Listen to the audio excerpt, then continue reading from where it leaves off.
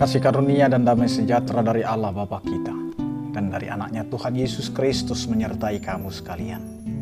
Amin.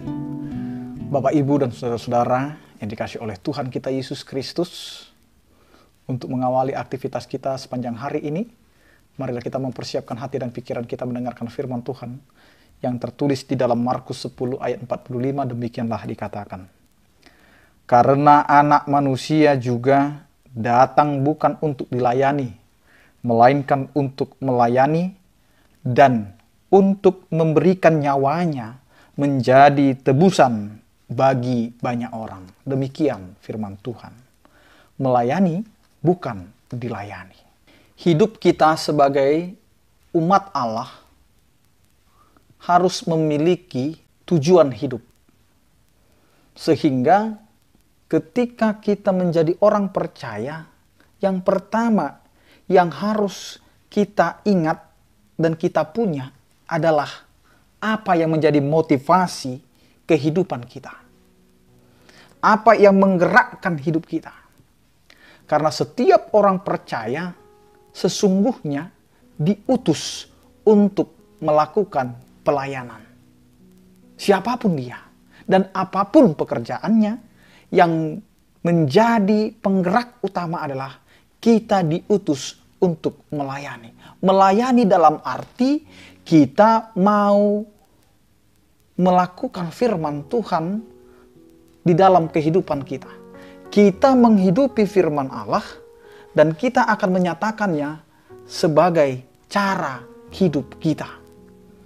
Di mana hidup kita menjadi cermin, menjadi gambaran Allah di dalam keimanan kita.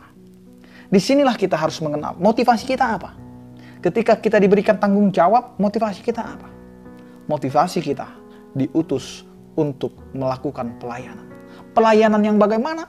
Pelayanan yang melakukan suatu pekerjaan itu bukan untuk dipuji, bukan untuk dielu-elukan, bukan untuk suatu kebanggaan. Lakukanlah pekerjaan itu bukan untuk pujian dari manusia, tetapi untuk kemuliaan bagi nama Tuhan.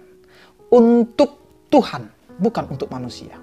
Itu yang harus ada sebagai motivasi kita melakukan pekerjaan kita. Jadi kita mengingat apa yang kita mau kerjakan adalah pelayanan untuk Tuhan.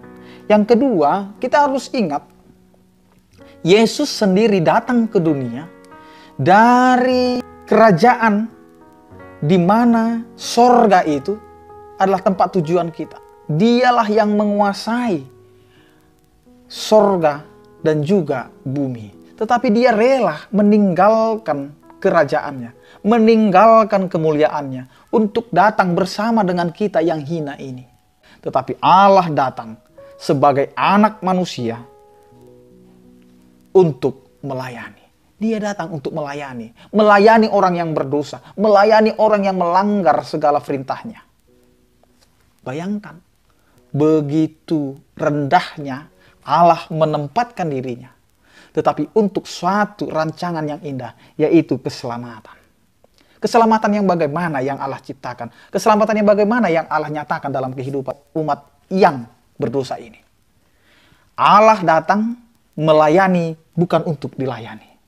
Melalui Kristus atau Yesus Kristus, Allah datang dalam rupa manusia, rupa daging yang fana, rupa yang penuh kelemahan. Dia rela mempersembahkan nyawanya untuk satu tebusan yang berharga, yaitu menebus segala dosa-dosa kita. Karena itu Bapak, Ibu, dan saudara-saudara, jangan ada yang menyombongkan hidupnya. Jangan ada yang menyombongkan pribadinya. Jangan ada yang menyombongkan kesuksesannya. Jangan ada yang menyombongkan pikirannya. Karena semua yang kita punya itu dari Allah yang rela menderita, yang rela menjadi terhina demi keselamatan kita.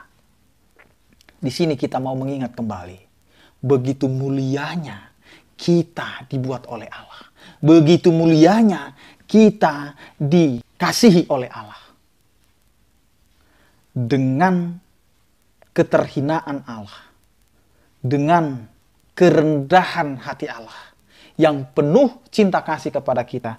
Dia rela menjadi anak manusia yang datang untuk melayani, bukan untuk dilayani. Bahkan dia rela memberikan nyawanya menjadi tebusan kita yang berdosa. Kalau Allah rela seperti itu, maka kita sekarang diutus untuk suatu pelayanan. Pelayanan yang bagaimana? Pelayanan yang yakin bahwa kita sedang melakukannya untuk Tuhan. Karena itu, kerjakanlah pelayanan kita melalui karunia Tuhan sesuai dengan profesi, pekerjaan, dan kehidupan kita. Pakailah hikmat Tuhan. Apapun pekerjaan kita saat ini, maka mulailah dari apa yang kita kerjakan itu menjadi firman yang hidup, menjadi pelayan yang benar-benar melayani.